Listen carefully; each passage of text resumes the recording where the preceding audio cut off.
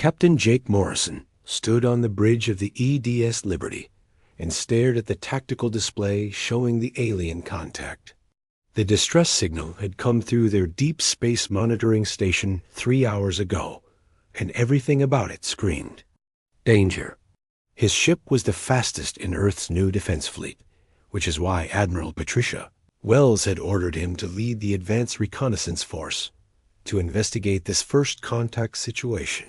The signal itself was troubling enough, but the location made it worse. The transmission came from a sector that Earth's astronomers had identified as containing several potentially habitable systems. If hostile aliens were operating in that area, they might pose a direct threat to humanity's expansion into space. Jake had fought in the Pacific Unification War and knew that the first rule of military engagement was to never let your enemy choose the time and place of battle. Dr. Lisa Kane worked at the linguistics station, trying to make sense of the alien transmission. She was Earth's leading expert on theoretical xenolinguistics, though this was her first chance to work with actual alien communications. The computer's translation protocols were producing confusing results, with the aliens seeming to request military assistance against some kind of invasion force. Lisa frowned as she studied the latest translation. The aliens claimed to be peaceful researchers, but they also mentioned being under attack by unidentified forces. In the same transmission, they asked about human fleet movements and defensive capabilities.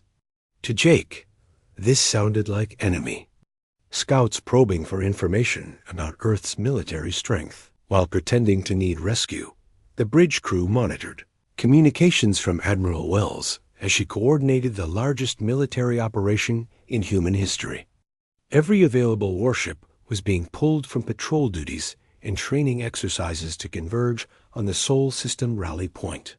The orbital shipyards were working around the clock to prepare additional vessels, and ground-based military units were being placed on high alert. Jake reviewed the fleet composition on his command screen. Admiral Wells was bringing everything they had, 237 warships of various classes, from fast attack corvettes to massive dreadnought battleships. Each ship carried the latest in human military technology, including nuclear warheads, kinetic bombardment systems, and electromagnetic pulse weapons designed to disable enemy electronics. Captain Maria Santos contacted Jake from her flagship, the Ed's Vengeance. She commanded the Heavy Assault Division, 12 of Earth's most powerful battleships designed specifically for ship-to-ship combat. Maria was a veteran of the Australian Continental Defence Force and had experience fighting in the brutal urban warfare that marked the final phase of Earth's unification wars. Her ships carried enough firepower to level entire cities. The human fleet represented the pinnacle of military engineering born from centuries of warfare on Earth. Every ship was designed with the assumption that space combat would be as violent and unforgiving as terrestrial battles. The crews were trained in zero-gravity fighting techniques and equipped with powered armor that could function in the vacuum of space. Each vessel carried assault shuttles and boarding pods for close-quarters combat. Jake studied the tactical analysis of the alien distress signal. The transmission had been broadcast on multiple frequencies with significant power behind it, suggesting the aliens had sophisticated communication technology. More troubling was the fact that their ship appeared to be alone in a region of space where no known human vessels operated. This supported the theory that they were advanced scouts for a larger invasion force. Dr. Kane continued working on the translation protocols, but the alien language proved extremely difficult to decode. Their sentence structure and conceptual framework seemed completely different from human languages. She noticed that the aliens used mathematical concepts in strange ways and seemed to have no direct translations for common military terms. This could mean they were either very advanced or very primitive in their understanding of warfare. Admiral Wells opened a secure communication channel to brief Jake on the strategic situation. Intelligence analysis suggested that Earth was facing its first major extraterrestrial threat. The aliens had somehow located human space and were testing their defenses by sending scout ships disguised as research vessels. The fact that they were asking about military capabilities while claiming to need rescue was classic intelligence gathering behavior. The Admiral explained that Earth's military doctrine called for overwhelming force in first contact situations. Humanity had learned through bitter experience that showing weakness to potential enemies only invited aggression. The full battle fleet would ensure that any hostile aliens understood that Earth was prepared to defend itself against any threat. Jake received reports from his navigation officer about the hyperspace jump to the alien contact location. The Liberty and 5 other fast ships would arrive first to assess the situation and provide reconnaissance for the main fleet. If the aliens proved hostile, Jake's squadron would engage them to buy time for the heavy ships to arrive. If they were truly in distress, his ships could provide assistance while maintaining defensive positions. The weapons officer reported that all combat systems were online and ready. The Liberty carried enough nuclear warheads to destroy a small moon, plus kinetic weapons that could punch through the strongest armor at relativistic speeds. The electromagnetic pulse systems could disable enemy electronics from thousands of kilometers away, and the point defense systems could shoot down incoming missiles or boarding pods. Maria Santos contacted Jake again to coordinate their approach. Her heavy ships would drop out of hyperspace in a defensive formation around Jake's reconnaissance force. The plan was to surround the alien vessel and demand its surrender before it could signal for reinforcements. If the aliens refused to comply or showed any signs of aggression, the combined fleet would destroy them immediately. Dr. Kane expressed concerns about the military approach to first contact. She argued that the translation difficulties might be causing misunderstandings and that the aliens could genuinely need rescue. Jake respected her expertise, but he also remembered the lessons of Earth's history. Every major war had started with one side underestimating the threat posed by their enemies. The hyperspace jump alarm sounded throughout the ship as they prepared to enter the alien contact zone. Jake reviewed the battle plan one more time, checking the positions of his escort ships and confirming communication protocols with the main fleet. His crew had trained for this moment for years, but no amount of simulation could prepare them for actual alien contact. Engineering reported that all systems were operating at peak efficiency. The fusion reactors were running hot, providing maximum power to weapons and shields. The ship's armor had been reinforced with the latest materials developed from Earth's military research programs. Even if the aliens had superior technology, the Liberty could survive long enough to gather intelligence for the main fleet. Thought about the implications of this first contact. If the aliens were hostile, this could be the opening battle of an interstellar war that would determine humanity's survival. If they were peaceful, this massive military response might create enemies where none existed before. Either way, the next few hours would change human history forever. The tactical display updated to show the main fleet's progress toward the contact zone. Admiral Wells was maintaining communication silence to avoid alerting the aliens to the size of Earth's response. The element of surprise was crucial in military operations, and Jake knew that their overwhelming force would either deter alien aggression or end it quickly.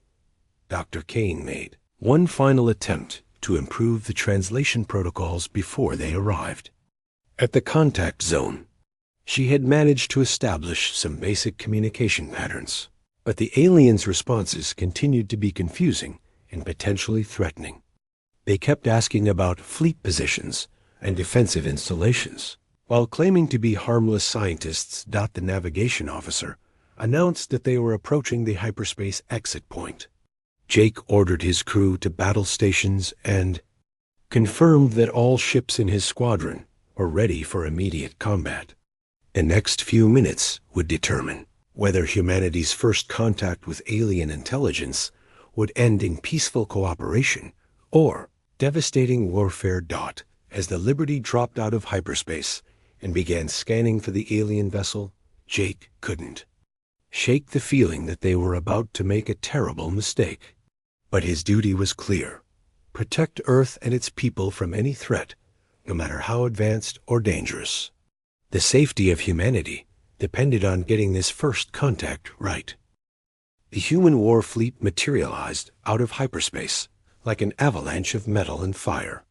Captain Jake Morrison watched his tactical display as 237 Earth Defense Force ships took up position around the alien vessel.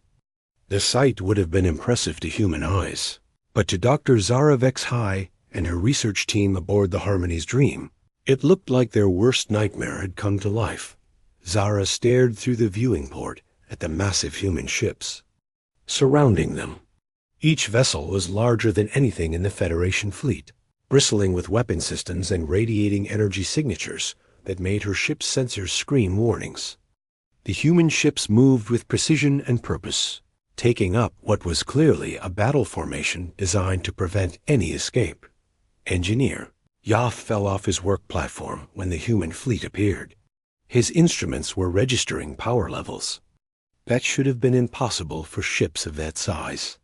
The humans had somehow packed enough firepower into their vessels to destroy entire planets, and they had brought more than 200 of these monsters to respond to a simple distress call. Communications. Officer Keth worked frantically to establish contact with the human fleet, but their responses were becoming more threatening with each exchange. The humans kept demanding information about Federation military forces and wanted to know the exact location of what they called command structures. When Keth tried to explain that they were peaceful scientists, the humans seemed to interpret this as some kind of military deception. Dr. Lisa Kane, aboard the EDS Liberty, struggled with the same translation problems from the human side. Every attempt at communication seemed to make the situation worse.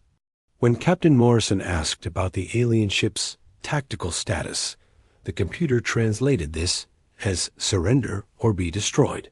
When the aliens responded that they were researchers studying stellar phenomena, the translation came out as advanced scouts gathering intelligence on system defenses.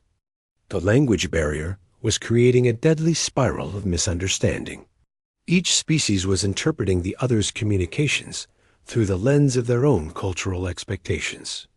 The humans, coming from a world where warfare was common, assumed that any alien contact must be military in nature. The Federation crew, coming from a peaceful galaxy where wars were ancient history, could not understand why the humans were so focused on military threats. Captain Morrison opened a communication channel to Admiral Wells, who was commanding the operation from her flagship at the center of the formation. The Admiral had already given orders for the fleet to take up attack positions, while maintaining the appearance of a rescue operation. If the aliens were genuinely in distress, they could provide assistance. If they were hostile scouts, they could be eliminated before sending any intelligence back to their forces.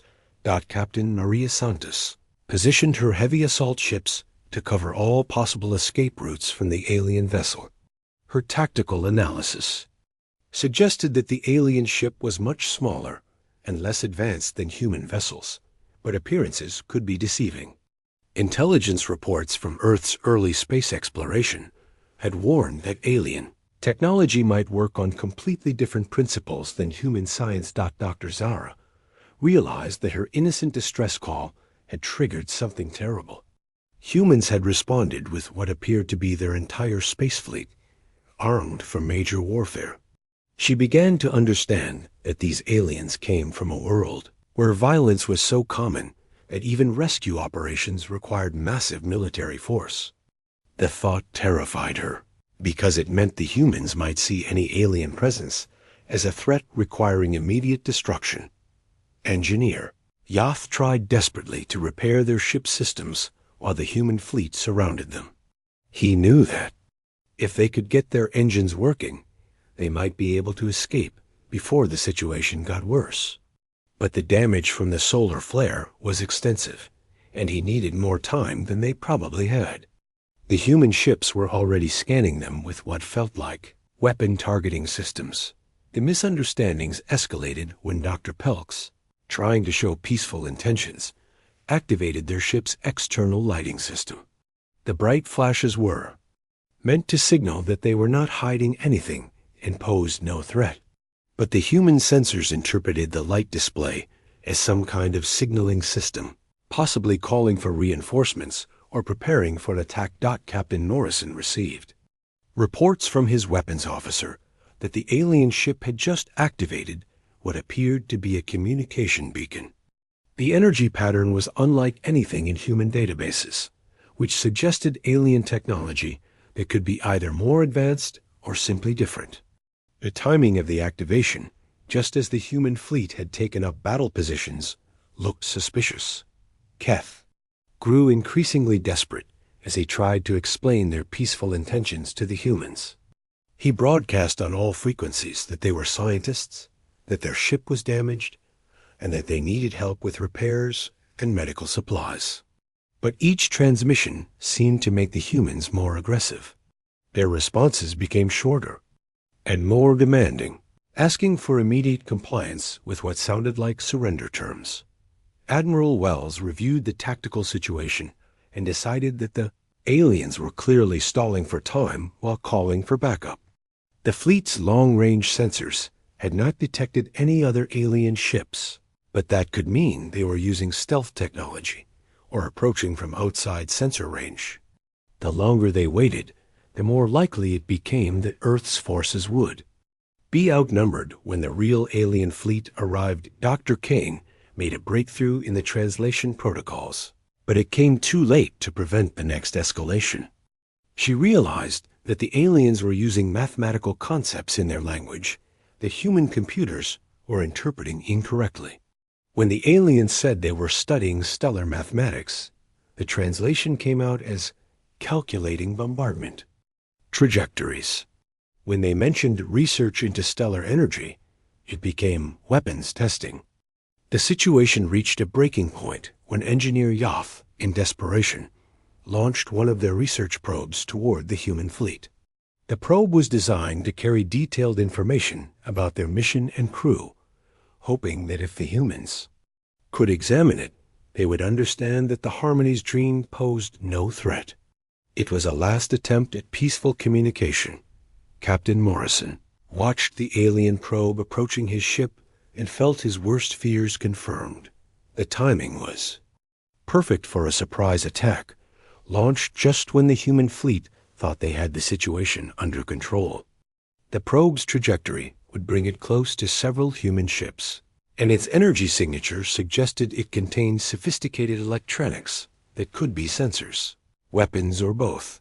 The probe triggered automated defense systems aboard multiple human ships. Point defense lasers engaged the small craft, destroying it in a brilliant explosion that lit up the space between the two fleets.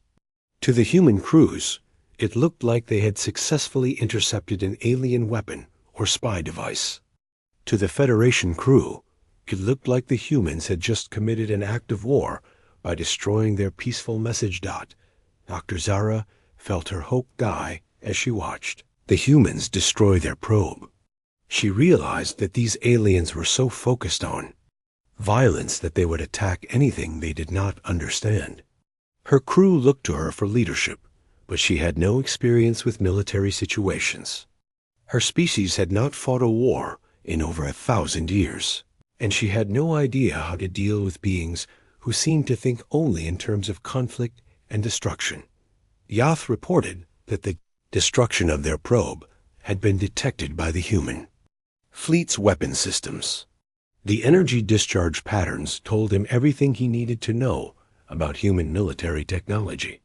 These aliens had weapons that could destroy small objects with pinpoint accuracy from thousands of kilometers away. If they decided to attack the Harmony's dream, his ship would be vaporized in seconds. The human fleet interpreted the probe incident as confirmation of alien hostility. Admiral Wells ordered all ships to combat readiness and authorized the use of force if the aliens made any further aggressive moves.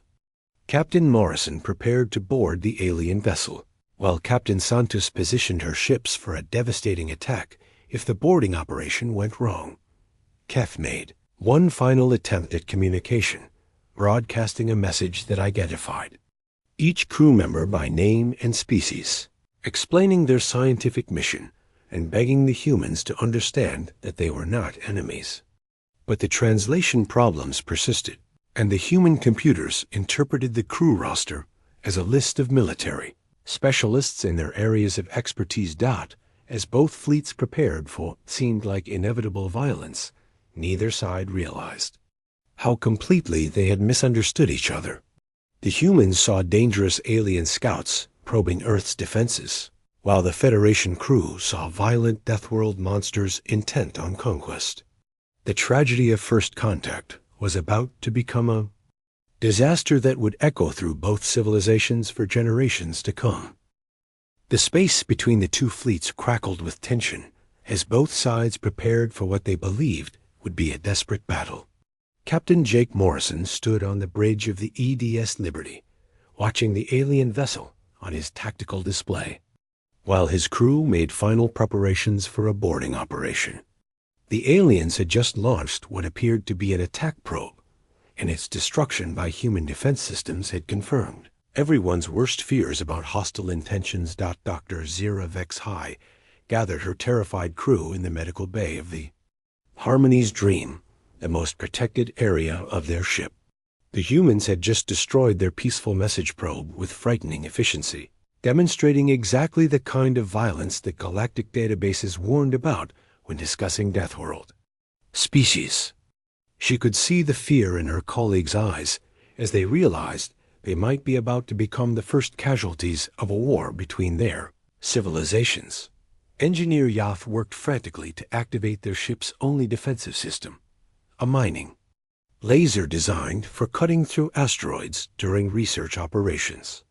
The device had never been intended for combat, but it was the only weapon-like tool they possessed.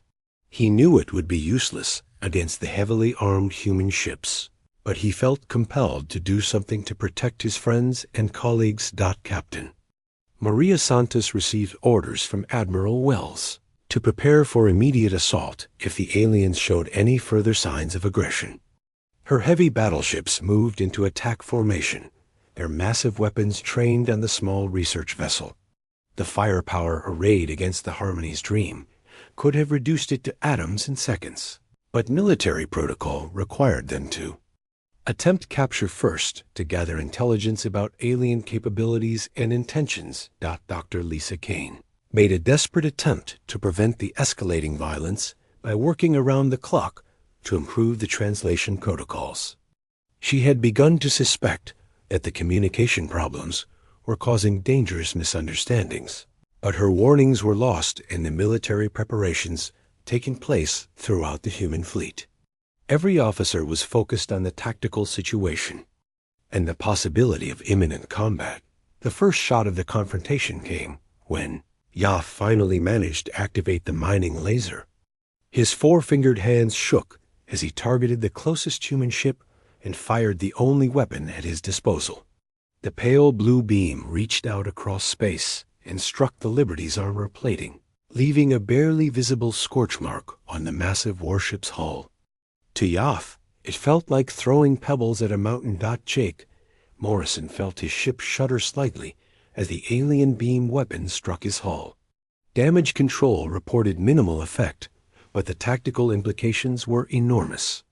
The aliens had just fired the first shot in what could become humanity's first interstellar war.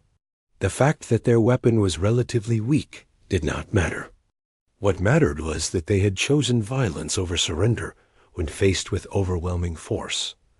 The human response was swift and devastating. Morrison gave the order to disable the alien vessel using minimum necessary force. The Liberty's electromagnetic pulse weapons fired in carefully coordinated bursts, sending waves of energy that overloaded the Harmony's Dream's electrical systems. In seconds, the research ship went dark as every electronic system aboard failed simultaneously. Zara felt her ship die around her as the lights went out and the artificial gravity failed. Emergency lighting cast eerie red shadows through the corridors as her crew floated helplessly in zero gravity. The humans had demonstrated their technical superiority without actually destroying the ship, which she took as a sign that they might intend to capture rather than kill her people. Captain Santos watched the tactical display as the alien vessel went completely dark. Her weapons officers reported that the electromagnetic pulse had been perfectly calibrated to disable without destroying, a testament to human military precision. The alien ship was now helpless, drifting in space with no power and no ability to call for reinforcements or launch further attacks. Admiral Wells opened a fleet-wide communication channel to address her commanders.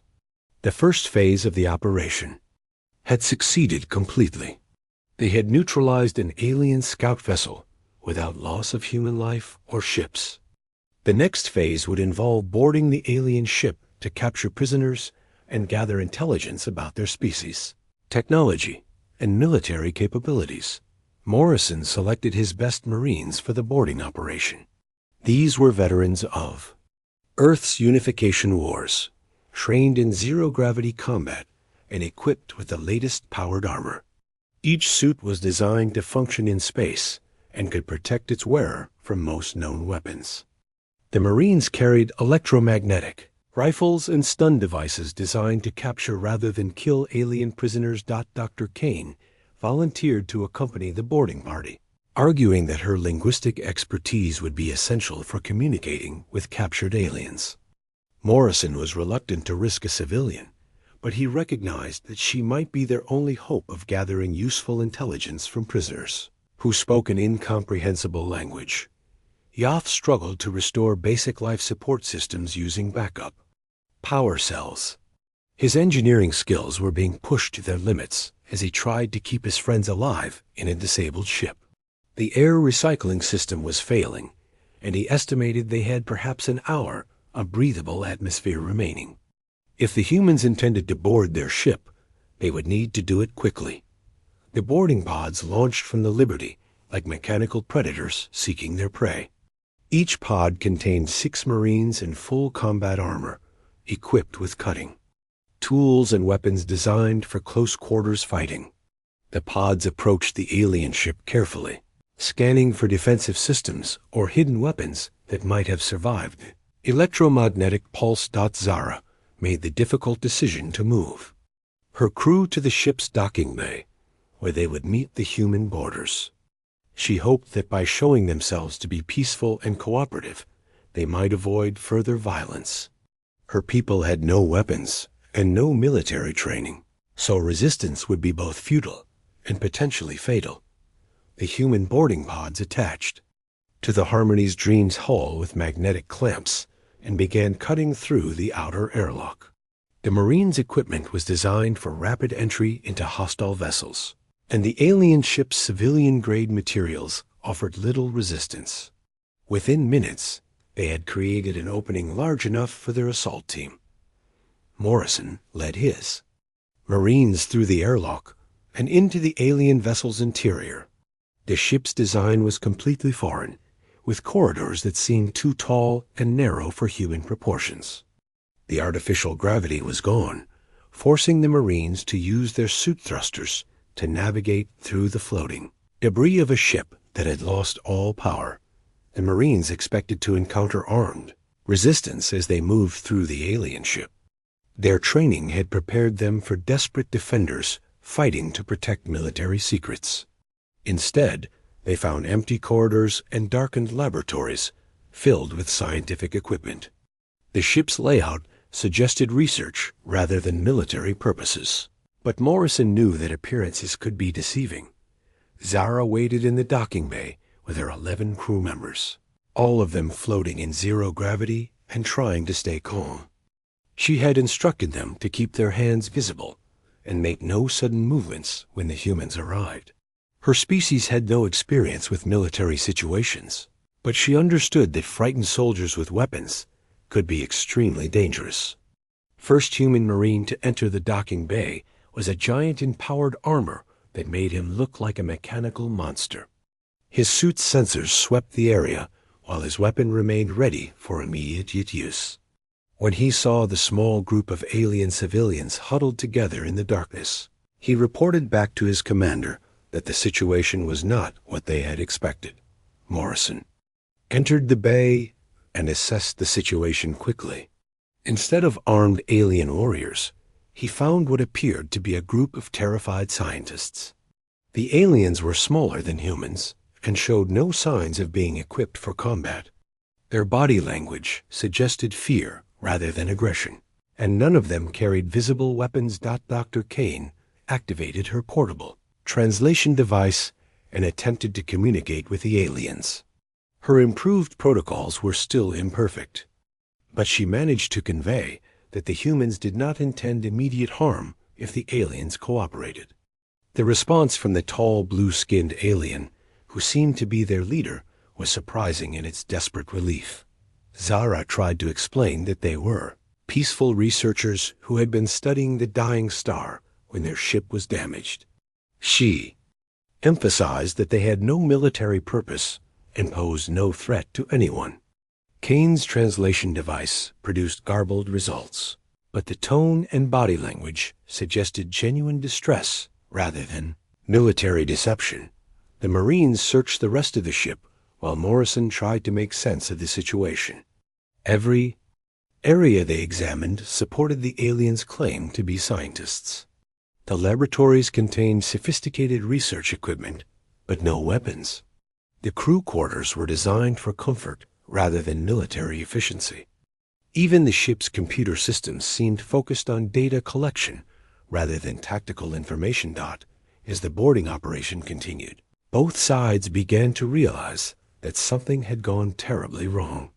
The humans had expected to capture dangerous alien scouts and instead found frightened researchers. Captain Jake Morrison stood in the medical bay of the Harmony's Dream, watching human medics treat injured alien researchers while trying to process what had just happened. The beings floating before him in zero gravity were clearly scientists, not military scouts. Their equipment was designed for research. Their ship carried no real weapons, and their crew showed every sign of being terrified. Civilians caught in a situation they never could have imagined. Dr. Zara Vexhai accepted medical treatment from the human medics while keeping her large dark eyes fixed on Morrison. She had expected to be executed or tortured by the legendary Deathworlders, but instead found herself receiving compassionate care from beings who seemed as confused as she was. The human captain's expression suggested he was beginning to understand that a terrible mistake had been made. Dr. Lisa King worked frantically with her translation equipment, finally achieving the breakthrough that should have come hours earlier. By focusing on mathematical concepts and universal scientific principles, she managed to establish clear communication with the alien crew. The first successful translation was Dr. Zara's explanation of their research, mission, and her desperate plea for the humans to understand that they meant no harm to anyone. The truth hit Morrison like a physical blow when he realized what had really happened. The alien distress signal had been exactly what it claimed to be, a cry for help from stranded scientists.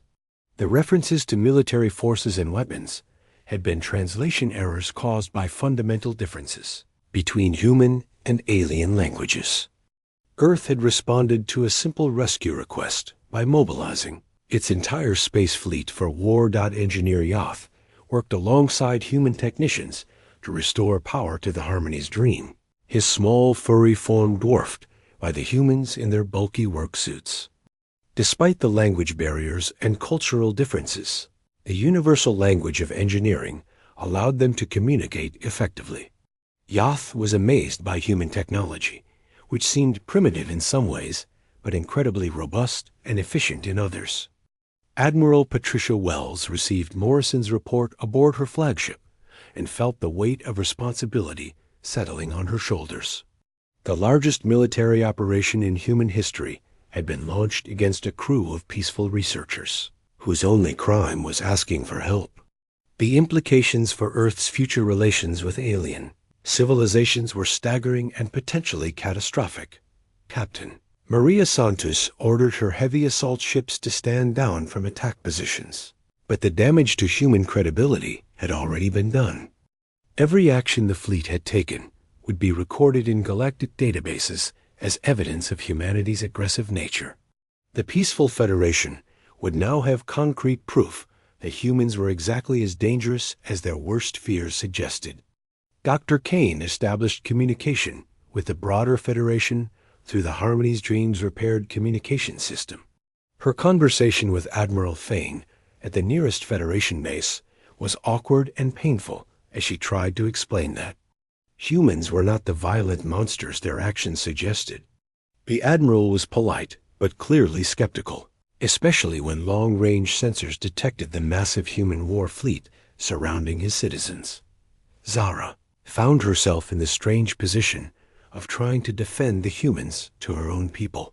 Yes, they had responded with overwhelming force to a simple distress call, but they had also shown mercy when they realized their mistake. The human soldiers who had boarded her ship were disciplined and professional, showing restraint even when they believed they were facing enemy combatants. Communications. Officer Keth worked with human technicians to analyze the translation errors that had caused the crisis. The complexity of the problem was staggering, involving not just language differences, but completely different ways of thinking about the universe. Human concepts of military force and territorial defense had no equivalent in Federation culture, while Federation ideas of universal peace were foreign to human experience. Morrison walked through the alien ship with Zara, both of them trying to understand how their civilizations could be so different. She explained that the Federation had not fought a real war in over 400 years, while he described Earth's history of constant conflict and competition. Neither could fully comprehend how the other's society functioned, but both recognized the need to prevent future misunderstandings. The repair work proceeded quickly, with both crews working together. Human engineering was crude but effective, while alien technology was elegant but fragile. By combining their approaches, they managed to restore the Harmony's Dream to full functionality in record time.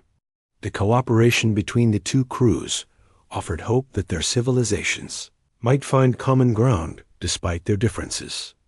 Admiral Wells made the difficult decision to withdraw the majority of the human fleet to reduce tensions. She kept only a small escort force to ensure the alien ship's safe passage to Federation space, while the rest of the fleet returned to Earth. The gesture was intended to demonstrate peaceful intentions, but she knew it would take much more than that to repair the damage done by their initial response. Dr. Kane spent hours in detailed conversation with Federation officials, trying to explain human culture and motivations. She emphasized that Earth's military response came from fear rather than aggression, born from a history of conflict that had taught humans to prepare for the worst while hoping for the best. The Federation representatives listened politely, but remained skeptical of claims about peaceful intentions from a species that had arrived with such overwhelming force. Yath shared technical information with human engineers, fascinated by their approach to problem-solving. Where Federation technology relied on sophisticated automation and elegant design, human technology emphasized redundancy, durability, and brute force effectiveness.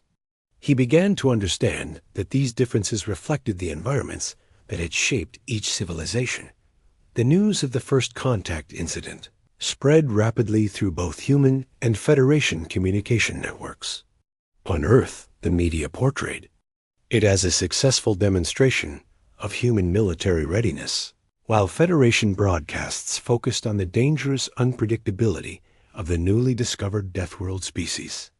Both versions of the story contained elements of truth, but missed the deeper significance of what had occurred. Zara prepared to return to Federation space, but she knew her mission had changed from studying dying stars to studying the implications of human contact.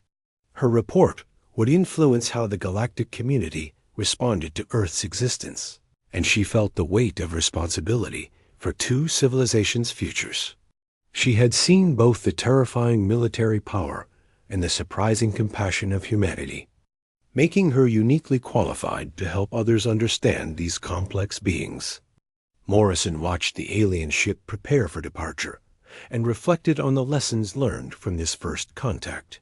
Humanity had demonstrated its military might, but had also revealed its capacity for mercy and understanding. The challenge now would be convincing the galaxy that humans could be trusted despite their violent capabilities. The Harmony's Dream departed under escort from 3 human ships, carrying with it detailed records of everything that had transpired. Federation analysts would study every aspect of the encounter, from human military technology to their social behavior under stress. The data would shape galactic policy toward Earth for generations to come. As the alien ship disappeared into hyperspace, both civilizations were left to contemplate what had been learned and what it meant for the future. Humanity had announced its presence to the galaxy in the most dramatic way possible, demonstrating both its military power and its potential for peaceful cooperation. The Federation had encountered its first Deathworld species and discovered that the reality was far more complex than their fears had suggested. The long-term consequences of the encounter remained to be seen. Some Federation members would argue for immediate military action to contain the human threat, while others would advocate for careful diplomatic engagement. On Earth, some would see the incident as proof that aggressive defense was necessary, while others would push for more peaceful approaches to alien contact. But in the quiet moments after the crisis had passed, individuals from both sides remembered the brief cooperation that had occurred when humans and aliens worked together to repair the damaged ship. That collaboration offered hope that despite their vast differences, both civilizations might find a way to coexist in a galaxy large enough for many different approaches to survival and growth. The SOS had indeed been a mistake, but perhaps not the kind of mistake that would doom both species to eternal conflict. Time would tell whether the first contact between humans and the Federation would be remembered as the beginning of a war or the difficult first step toward a more complex and challenging peace. The small research ship moved slowly through the dark space near the twin suns of Kepler 442. Captain Veltar stood on the bridge, looking at the bright screens that showed data about the planets in this system. Her blue skin looked almost silver under the soft lights of the ship. The gentle current was not a big ship, but it was perfect for what they needed to do. Veltar had been exploring space for 20 years. She loved finding new things and learning about different worlds. The Zephyrians were known across the galaxy as peaceful people who just wanted to study and learn. They never fought wars or tried to take things from other species. Their home world was covered in deep blue oceans, and they had evolved to be gentle and calm. The mission was simple. They were supposed to study the air around the planets in this system and see if any could support life. It was boring work, but important. The Galactic Council needed this information to decide if they should send colony ships here someday. Veltar did not mind the boring work because every new system might hold surprises. Chief Engineer Kailesh worked at her station near the back of the bridge. Her webbed fingers moved over the controls as she watched the ship's engines. Everything had been working fine for 3 weeks. The exotic matter containment system was running perfectly and giving them all the power they needed for their long journey home. The other 10 crew members were busy with their own jobs. Some were in the lab studying samples they had collected. Others were mapping the system or checking the ship's systems. Everyone was relaxed because this was supposed to be an easy mission. No dangerous planets, no hostile aliens, no problems at all. That changed in less than 5 minutes. Kailesh was the first to notice something wrong. A small alarm started beeping at her station. She looked at the readings and saw that the exotic matter containment field was becoming unstable.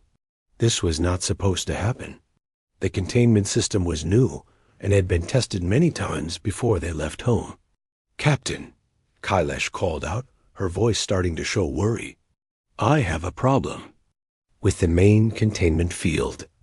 Veltar turned from the main screen and walked over to the engineering station.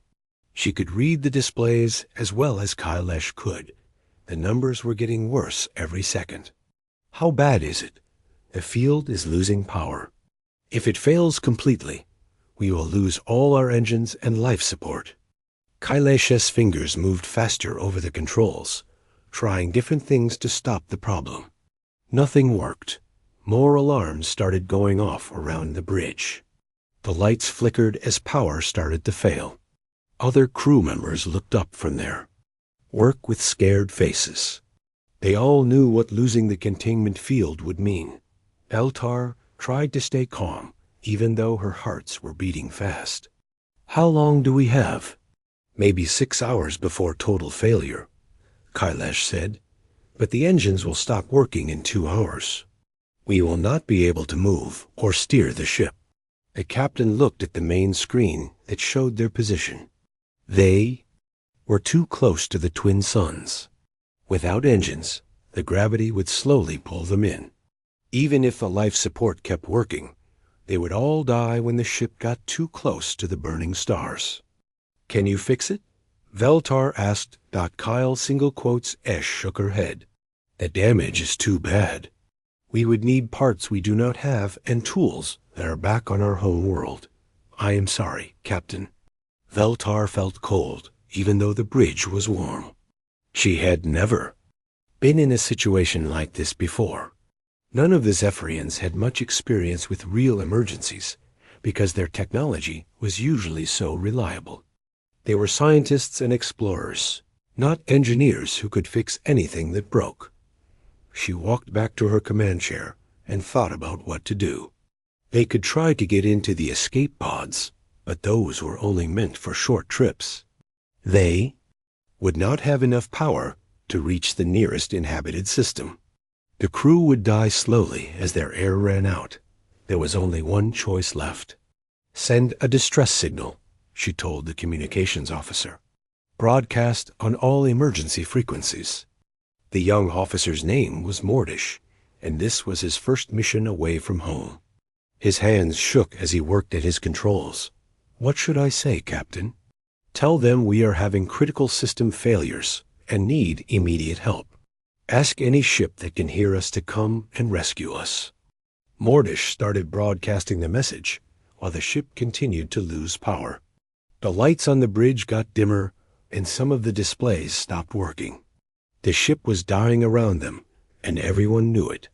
The distress signal went out into space at the speed of light. It would take time to reach anyone who might be able to help. Veltar hoped that someone would hear it and care enough to come. The galaxy was a big place, and most ships stayed close to their home systems. The chances of anyone being close enough to help were very small, but the signal did reach someone much faster than Veltar expected. Light years away in the Sol system, Lieutenant Commander Jake Morrison was working the night shift at the Deep Space Communication Center on Luna Base. He was drinking coffee and reading reports when his equipment picked up the weak signal from the Kepler 442 system. Jake had been monitoring space communications for 8 years. He knew the sound of a real emergency when he heard one. The signal was breaking up because of the distance, but the universal distress codes were clear. Someone was in serious trouble and needed help right away. He recorded the message and played it back several times to make sure he understood it correctly. The ship was called the Gentle Current, and it belonged to something called the Zephyrians. Jake had never heard of them before, but that did not matter. Someone was asking for help, and it was his job to make sure the right people knew about it. Jake sent the signal up the chain of command as fast as he could. Within minutes, it reached Admiral Susan Hayes at Terra Defense Command on Earth. Admiral Hayes was a tough woman who had fought in several wars. She believed that when someone asked for help, You gave it to them no matter who they were. She looked at the star charts and saw that Kepler 442 was far from human space. It would take a long time for any ship to get there. But humans had recently joined something called the Galactic Community, and this was a chance to show that Earth was a good neighbor. Admiral Hayes made her decision quickly. She called Admiral Peter Kane, who was commanding the 3rd Deep Space Battle Group near Jupiter. His ships were the fastest and most powerful that humanity had. If anyone could reach the Zephyrians in time, it would be Kane and his fleet. Order went out across space to 12 heavy cruisers, 8 destroyers, 4 dreadnoughts, and 1 massive carrier. Admiral Kane read the message and started giving orders immediately. His ships would leave for the Kepler 442 system as soon as they were ready. Back on the gentle current, Veltar watched her ship continue to die. The engines had stopped working, and they were now drifting toward the twin suns. The crew was scared, but they trusted their captain to save them somehow. Veltar did not know that her simple distress call had just set in motion the largest military response in human history. She did not know that Admiral Kane was already planning how to rescue her crew. She did not know that humanity was about to show the galaxy what happened when someone threatened innocent people. All she knew was that she had asked for help, and now she could only wait and hope that someone would come.